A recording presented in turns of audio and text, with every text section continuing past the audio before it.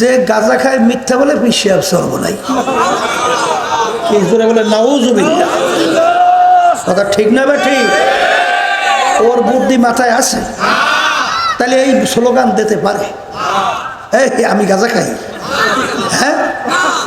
তাহলে এই কথাটা বললো কিভাবে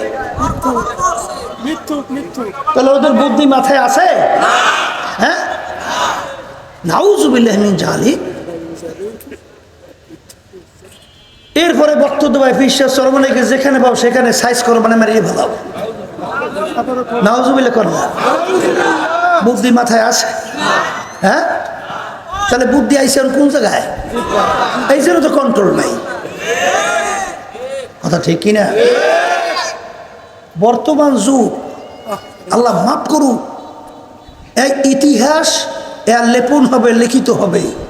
এত বড় ভয়াবহ রাজনৈতিক ময়দানে এত কুৎসিত কুরুচিমূলক এই ধরনের কথা এই ধরনের স্লোগান এই ধরনের বক্তব্য এই বাংলাদেশ ইতিহাসে শুনছেন এখন তো ঠিক দিতেই আছে না তাহলে বোঝা গেল এখন ওদের মাথায় বুদ্ধি আসছে জিতবে এরা যদি রাষ্ট্র চালায় এখন বোঝেন তো 12টা তো আগে কি বাজছে এখন 13টা তারা রাষ্ট্র চালাইতে হলে তো বুদ্ধি মাথায় লাগবে কথা কয় না তাই জিপে বুদ্ধি আসলে রাষ্ট্র চালাইবে কেমনি খুন খারাপি বাড়ে না কমে আসতে বলে বাড়ে না কমে ওরে কপাল রে কপাল দেখেন বুদ্ধি মাথায় জিপবে আইলে কামড়া হয় কি এই যে সোহাগের মতো যে পাথর মাইরে হত্যা করা এ দুনিয়ার ইতিহাসে বিরল না এখন বুদ্ধি মাথায় থাকলে এই কাম করতে পারে এইবার পাথর দিয়ে তো মারছি আবার মরার পরে শরীরের উপর টেলা পায় আছে বুদ্ধি মাথায় তো এরা যদি ক্ষমতায় যায় তাই দেশ করে কি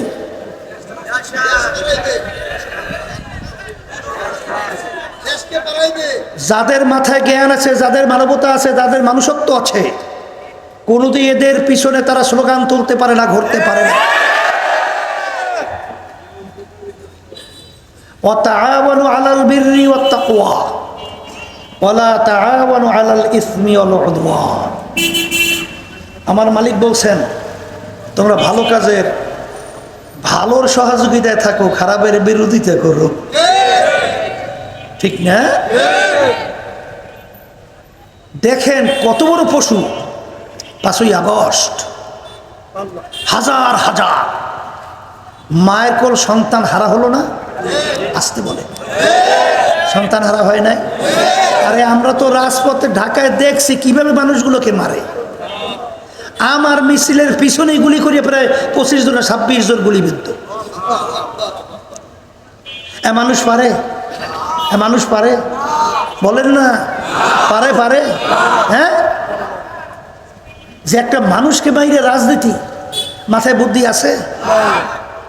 ও মানুষ নামে শুয়ারের চেয়েও খারাপ কুত্তার চেয়েও খারাপ মানুষ না রাজনীতি মানুষের জন্য মানুষের কল্যাণের জন্য দেশের কল্যাণের জন্য মানুষ মানে আবার রাজনীতিটা কিসের রে হ্যাঁ খবিসের দল কিসের রাজনীতি করো হুয়ের দলেরা জোরে বলার কথা ঠিক না ভাই আমার মালিক বলেন এক শ্রেণী শুয়ারের চেয়েও খারাপ আমি বলছি না আমার আল্লাহ বলছে উলাইকা কাল আনআম বাল হুম আদাল শাররুল বারিয়া আমি বলি নাই আল্লাহ বলছে কিয়ামতের ময়দান ইমাম গজ্জালী রাহমাতুল্লাহি আলাইহি লেখেন কিয়ামতের ময়দানে মানুষ 10 রকমের সূরাতে উঠবে কারণ আল্লাহ রাব্বুল আলামিন কয়েকটা জিনিস তার নিজের কুদরতি হাতে তৈরি করছেন এর ভিতরে একটা হলো মানুষের চেহারা মুবারক তোমার আমার চেহারা আল্লাহ নিজের কুদরতি হাতে তৈরি করছে আমার মালিক আল্লাহ কুদরতি হাতে যে চেহারা তৈরি করছেন, এই চেহারার মানুষগুলোকে আমার মালিক কিভাবে জাহান্নামের ভিতরে ফালাবে, এই জন্য আমার মালিক ওদের সুরাত পরিবর্তন কইরা কিয়ামতের ময়দানে কেউ শুয়ারের সুরাতে উঠবে, কেউ কুকুরের সুরাতে উঠবে, কেউ বানরের সুরাতে উঠবে। এরপর আমার মালিক বলবেন ফাগুল্লু, ওদেরকে বান্ধো, মিন ওয়ারাইহিম জাহান্নাম, এরপরে ওদেরকে ফিকা ফিকা জাহান্নামে ফলাইয়া দাও। এই জন্য আমার বাজানদেরকে বলবো, পর্দা আলে মা বোনরা যারা শুনতেছেন, আফসোস, আহারে আফসোস। এই 5ই আগস্ট, জুলাইয়ের কিছুদিন আপনারা দেখছেন হাজার হাজার মায়ের কোল সন্তান হারা, দেখেন না? না দেখেন না? দেখছেন? এই মা চিৎকার করে কান্দে, এই কথা বলবো, এই মা চিৎকার মারে, গলা ফাটা, কলিজা ফাটা চিৎকার, যে আমার সন্তান আমাকে কয়েকদিন পর্যন্ত মা বলে ডাক দেয় না, আমার সন্তান আমাকে মা বলে ডাকে না। এই কথা বলে আর মা চিল্লায়। সেই অবস্থায় এই মানুষ নামের মাথার থেকে জিহ্বায় ওদের খবিসের দলের বুদ্ধি দলের লোকেরা তখন ওরা নামছে চাঁদাবাজির জন্যে।